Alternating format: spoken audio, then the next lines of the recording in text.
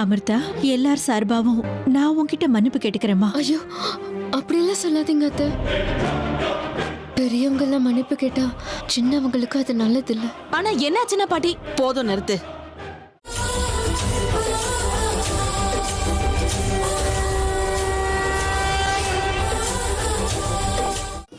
ரொம்ப இருக்கிற பாவ கூடத்தை சுமந்துக்கிட்டு தெரிஞ்சுட்டு இருக்கிற உனக்கு, உன்னுடைய இந்த ஆணவத்துக்கு சரியான பாடத்தை நான் கத்து கொடுக்கிறேன். ஏன் கருணா, ருத்ரா உன் போனுக்கு தானே கால் பண்ணா? அவன் என்ன சொன்னான்னு சரியா கேட்டியா? கேட்டம்மா, சரியா தான் கேட்டேன். சித்தப்பா நாகராணி என்ன தாக்கிக்கிட்டு இருக்கா, நாகராணியால என் உயிருக்கு ஆபத்துன்னு சொன்னாரு. எனக்கு தெளிவா கேட்டுச்சு. அவர் அப்படிதான் சொன்னாரு.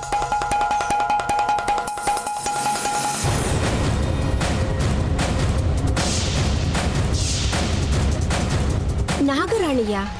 நீங்க என்ன சொல்றீங்க? நாகராணி யாரு? அவளுக்கு எதுக்கு மாமா மேல கண்ணு? இல்ல, இந்த வீட்ல என்னதான் நடக்குது? சித்ராக்கா, அதெல்லாம் ரொம்ப பெரிய கதை. நான் அப்புறமா உங்களுக்கு சொல்றேன். முதல்ல மாமா எங்க இருக்காருன்னு கண்டுபிடிச்சாகணும்.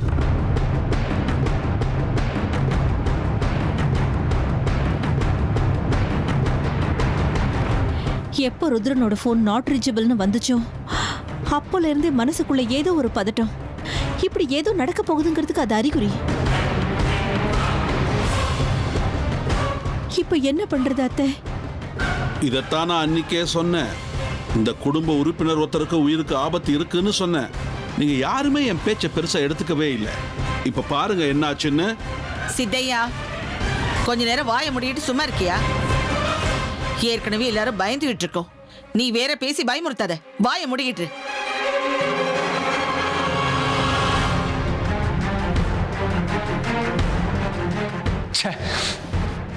அன்னைக்கு ஹர்ஷா செத்தப்போவே நாம எல்லாரும் ரொம்ப எச்சரிக்கையா இருந்திருக்கணுமா? இப்ப சித்தப்பா எங்க இருக்காரு, எந்த நிலைமையில இருக்காருன்னு எதுவுமே தெரிய மாட்டேங்குது. அண்ணா, சித்தப்பா எங்க இருந்து போன் பண்றாருன்னு ஏதாவது சொன்னாரா? இல்லடா, தெரிஞ்சிருந்தா நான் இங்க இருப்பேனா? அங்க போயிருக்க மாட்டேனா? அவர் சொல்றதுக்குள்ளே கால் கட் ஆயிடுச்சுடா. கரண், எதுக்கும் ஆபீஸ்க்கு கால் பண்ணி மாமா அங்க இருக்காரான்னு கேளு. மயூரி, 2 நாளா ஆபீஸ் பக்கமே அவன் போகல. அப்படின்னா அன்னைக்கு ஏதோ அவனோட ஃப்ரெண்டு சந்தோஷ் வீட்டுக்கு போறதா சொல்லிட்டு இருந்தான். அர்ஜுன் அவனுக்கு போன் பண்ணி பாரு. இல்ல ஹேமா, கொஞ்ச நேரத்துக்கு முன்னாடி சந்தோஷ் போன் பண்ணி இருந்தா. நான் ஊர்ல இல்ல, என்னால பார்ட்டியில கலந்துக்க முடியாது, மன்னிச்சிருங்கன்னு போன் பண்ணா. ஆமா, மாமா காரை சர்வீசிங்க்கு விடுறேன்னு சொன்ன மாதிரி இருந்துச்சு. வழியில ஏதாவது நடந்திருக்குமோ?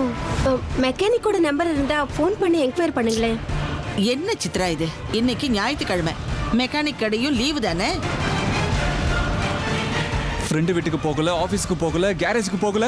அப்படின்னா சித்தப்பா எங்க இருந்து போன் பண்ணாரு? அர்ஜுன், கொஞ்சம் அமைதியா இரு. தெரிஞ்சவங்க எல்லாருக்கும் ஃபோன் பண்ணி விசாரிக்கலாம்.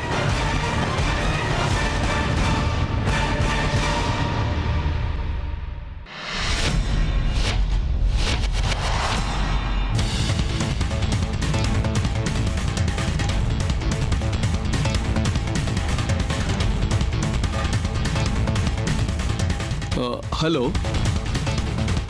ருத்ரா இருக்காராங்க?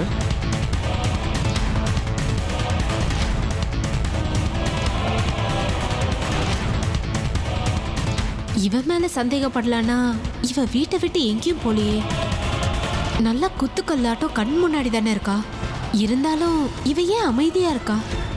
ஒருவேளை இது இவளோட வேலையா இருக்குமா? ரொம்ப நேரமா எதுவும் பேசாம நிக்கிறா. பீட தொலைஞ்சுது. ஏ ருத்ரா, நீ செஞ்ச பாவத்துக்கெல்லாம் அந்த நாகராணி கையால நீ என்னைக்கோ செத்துருக்கணும்டா. அது இன்னைக்கு நடக்க போகுது. இப்பதான் எனக்கு பால் பாயசம் குடிச்ச மாதிரி இருக்க. நான் சந்தோஷமா இருக்கேன். என் கழுத்தை நெரிச்சு என்னையே நீ எட்டி உதைச்சல்ல, அனுபவிடா மகனே, சாவு. அர்ஜுன், கருணா, ஏதாவது தகவல் தெரிஞ்சுதா? இல்லம்மா, யாருக்கு போன் பண்ணாலும் தெரியலன்னு சொல்றாங்க. அண்ணா, ஒரு வாட்டி நாமளே போய் தேடலாமா? சரி அர்ஜுன், நீ ஒரு காரியம் பண்ணு. நீ ஆபீஸ் கிட்ட போய் பாரு. நான் சித்தப்போட ஃப்ரெண்ட்ஸ் வீட்டு கிட்ட எல்லாம் போய் பாரு. ஆமா கரண், அதான் பெஸ்ட். நானும் உங்க கூட வரேன். நடங்க. நில்லுங்க. யாரும் எங்கேயும் போக வேண்டிய அவசியம் இல்லை.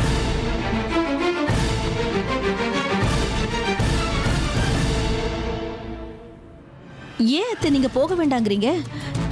ருத்ராவை தேட வேண்டாமா? தேவையில்லைன்னு சொல்றேன்ல.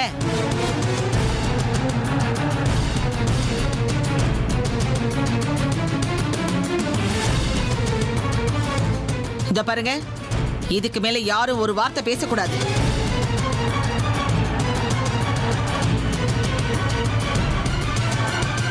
அதே மாதிரி யாரும் என்னை எந்த கேள்வியும் கேட்கக்கூடாது. என் பேச்ச மீறி இந்த வீட்டு வாசப்படியை தாண்டி யாரும் வெளியே போக கூடாது.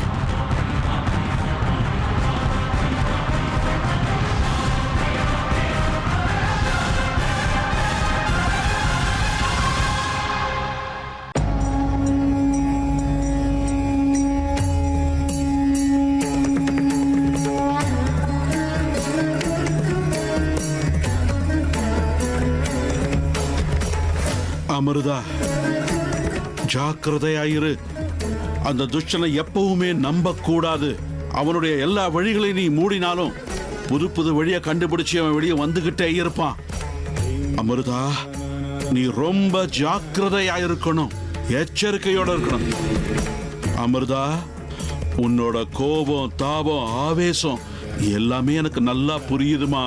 ஆனா உன் ஆவேசம் உன் கண்ணை மறைச்சு நீ இன்னொரு ஆபத்துல போய் மாட்டிக்க கூடாதுமா. வேண்டாம். அந்த ருத்ரனை சம்ஹாரம் பண்றது அவ்வளவு சுலபம் கிடையாது. நீ வைக்கிற ஒவ்வொரு அடியையும் எச்சரிக்கையோடு எடுத்து வைக்கணும் அமிர்தா. உன்னுடைய இந்த போராட்டத்துக்கு வெற்றி கிடைக்கட்டும். இந்த தடவை எந்தவித தப்பு நடக்க கூடாது அமிர்தா.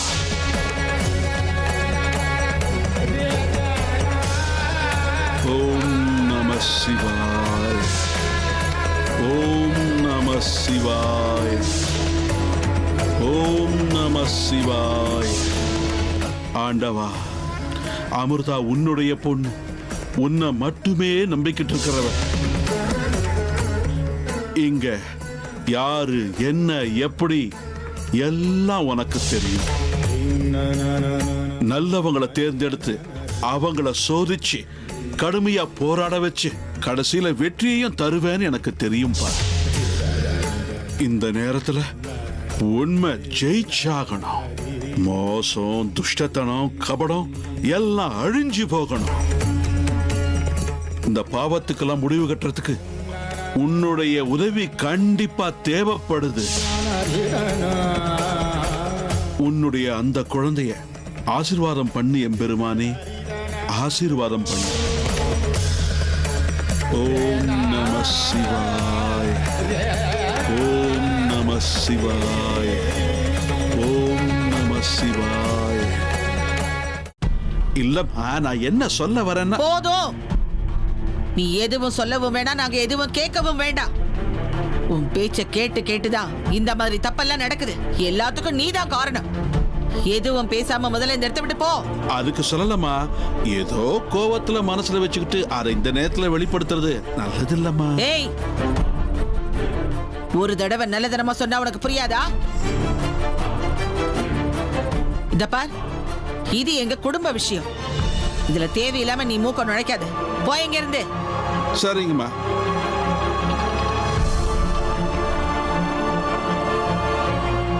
பரவாயில்லையே அத்தை, நீங்க சித்தையாவோட வாயவே அடைச்சிட்டீங்க. ஆனா எங்க எல்லாரோட கேள்வியும் அப்படியே நிக்குதே. அதுக்கு பதில் சொல்லுங்க. நீங்க ஏன் இப்படி நடந்துக்கிறீங்க? பாட்டி, அவர் உங்களுடைய பையன்.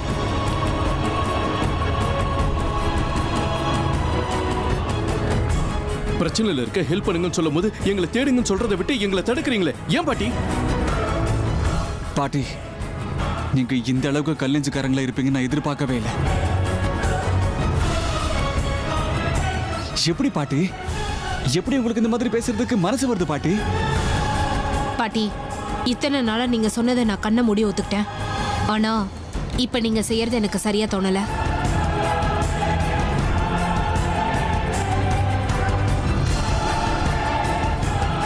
நீங்க செய்யறது தப்பு பாட்டி.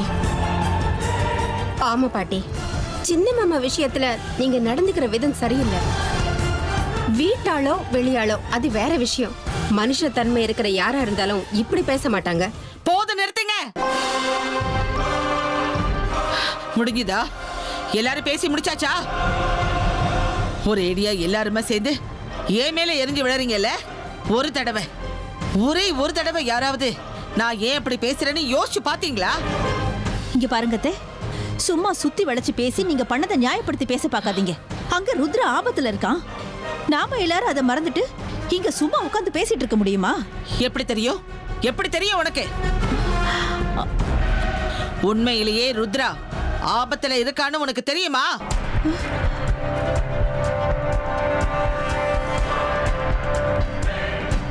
அது ஏதோ போன் வந்துச்சுன்னு சொன்னியே கருணா, அத ருத்ரா தான் பண்ணான்றதுக்கு என்ன ஆதாரம்?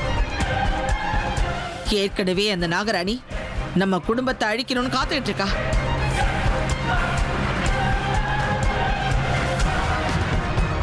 நம்ம எல்லாரையும் வரவழைக்கிறதுக்காக அந்த நாகராணியே அந்த போனை பண்ணிருக்க கூடாது.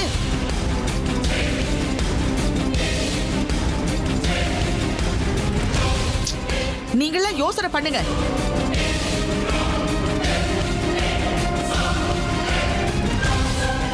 ஹர்ஷா விஷயத்திலையும் மயூரி ரூபத்துல போய் தானே அவ நம்மளை ஏமாத்துனா. இப்பவும் அதே மாதிரி ஏன் ஏமாத்த கூடாது? ஆனா பாட்டி, நான் ஃபோன் பண்ணும்போது சித்தப்பா ஃபோன் எடுக்கல. இப்ப நாட் ரீச் பண்ண வருதே. ஒத்துக்கிறப்பா, உன் சித்தப்பா எங்கேயாவது போயிருக்கலாம். பேட்டரி தீர்ந்து போயிருக்கலாம், இல்ல வேற ஏதாவது ஆயிருக்கலாம்.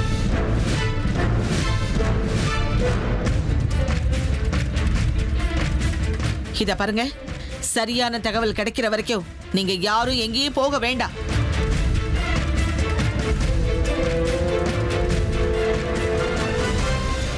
அவ்வளவு சுலபமா அவனை யாரும் எதுவும் செஞ்சிருக்க முடியாதுங்கிற நம்பிக்கை எனக்கு இருக்கு. முன்ன பின்ன விசாரிக்காம இந்த நேரத்துல போய் எங்கேன்னு தேடுவீங்க? இன்னும் கொஞ்ச நேரம் காத்திருக்கலாம், அவனே வந்துடுவான். வேணும்னா அவனுக்கு தெரிஞ்சவங்களுக்கு எல்லாம் போன் பண்ணி பாருங்க. அதை விட்டுட்டு நேரங்கட்ட நேரத்துல அந்த நாகராணி விரிக்கிற மாய வலையில யாரும் விழுந்துடாதீங்கன்னு தான் சொல்றேன்.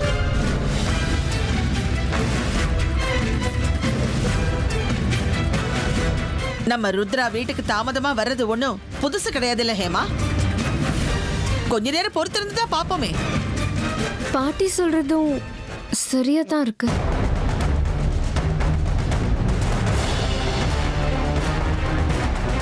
எங்க இருக்காருன்னு தெரியாம எங்க தேடுவோம்? இல்லாத பிரச்சனையெல்லாம் நாமளே தலைமையில போட்டுக்கிட்ட மாதிரி ஆயிடும். வீட்லயே இன்னும் கொஞ்ச நேரம் நம்ம காத்திருந்து பார்க்கலாம். மாமாவே மறுபடியும் நமக்கு ஃபோன் பண்ணலாம் இல்லையா?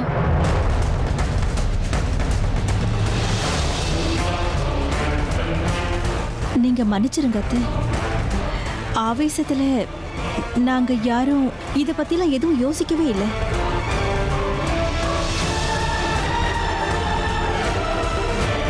அதுவும் இல்லாம ஹர்ஷா செத்து போன விதம் இன்னும் எங்க கண்ணு முன்னாடி அப்படியே நிக்குது. நாம மறுபடியும் அதே மாதிரி ஏமாந்து போக கூடாது இல்லையா? சரி, நாம இன்னும் கொஞ்ச நேரம் காத்திருந்து பார்க்கலாம். கருணா, அர்ஜுன், நீங்க என்ன சொல்றீங்க? மயூரி? ஆமா அத்தை, ஹர்ஷாவோட இன்சிடென்ட்க்கு அப்புறம் யாரையுமே நம்ப முடியல. என்ன வேணும்னாலும் நடந்திருக்கலாம். பாட்டியோட சந்தேகம் சரிதான். சரிங்கம்மா, அப்படியே செய்யலாம்.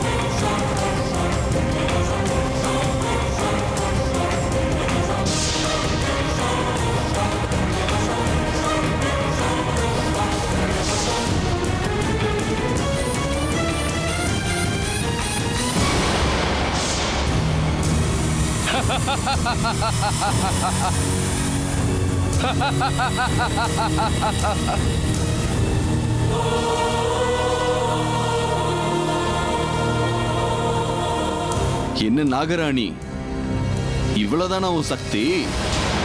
சக்தி இருந்தா உள்ள வந்து காட்டு. உன் சக்தி எல்லாம் ஒண்ணு இல்லைங்கிறது இப்ப புரிஞ்சு போச்சா? தைரியம் இருந்தா உள்ள வந்து உன் சக்தியை காட்டு நாகராணி. உன்னால முடியாதுல்ல? முதல்ல வீட்டுக்கு போன் பண்ணி சொல்லி ஆகணும்.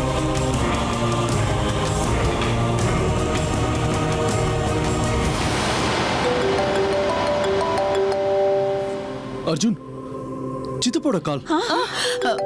அவன் தான் நானும் சரியா பாரு, ஏமாந்துறாத. இல்ல பாட்டி, எனக்கு நல்லா தெரியுது சித்தப்போட நம்பர் தான். எடு. ஹலோ சித்தப்பா, எங்க இருக்கீங்க? எப்படி இருக்கீங்க? கரண், அண்ணா ஸ்பீக்கர் ஆன் பண்ணு. ஹலோ சித்தப்பா. நான் இப்ப ஒரு ஆபத்துல இருக்கேன். பெரிய பிரச்சனையில மாட்டிட்டு இருக்கேன்.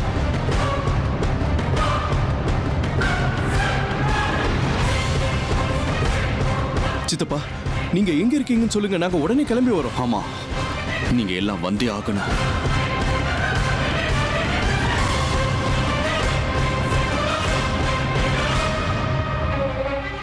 உங்க எல்லாருக்கும் ஒரு உண்மை தெரிஞ்சே ஆகணும். என்னை இந்த அளவுக்கு ஆளாக்குனது யாருன்னு நீங்க எல்லாரும் நிச்சயமா நேர்ல பார்த்தே ஆகணும்.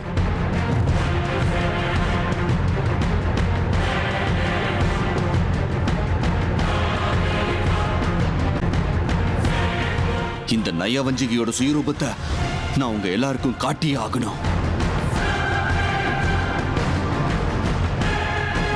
நீங்க எல்லாரும் உடனே இங்க வாங்க.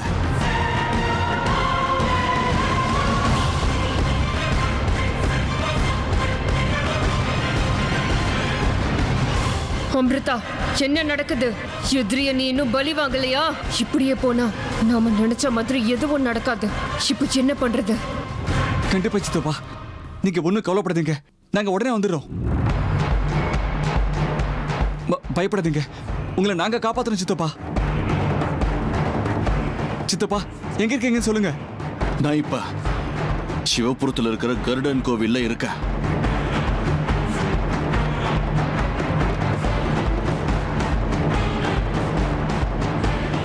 சீக்கிரமா வாங்க அர்ஜுன்.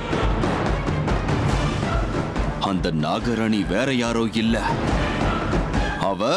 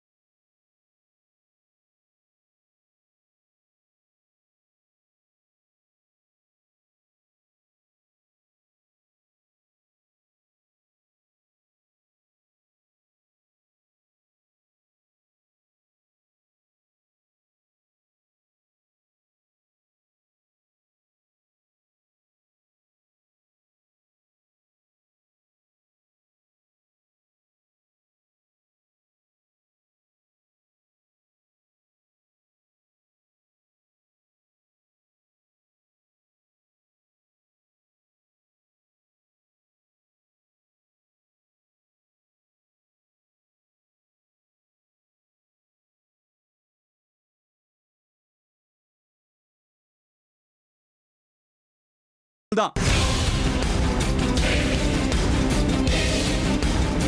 அவர் குரல்ல வேதனை இருந்துச்சு. அது அவரோட குரலுங்கிறது ரொம்ப தெளிவா தெரிஞ்சது. உண்மைதான் அத்தை, இது கண்டிப்பா ருத்ராவோட வாய்ஸ் தான்.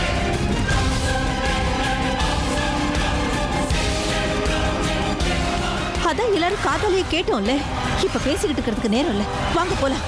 எப்படியாவது இங்க எல்லாரையும் தடுத்தாகணும்.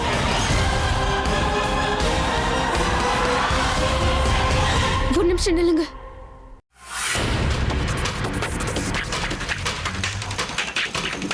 பாட்டி சொல்றது சரியா தானே இருக்கு. சிவபுரத்துல கருடன் கோவில்னு எதுவுமே இல்ல. இல்லங்க அமிர்தா, சிவபுரத்துல கருடன் கோவில் இருக்கு. அது இருக்கிற இடம் எனக்கு தெரியும், நான் காட்டுறேன் வாங்க. இப்படி பேசிக்கிட்டு நிக்கிறதுக்கெல்லாம் டைமே இல்ல. சித்தப்பாடு உயிர் ஆபத்துல இருக்கு, வாங்க போலாம்.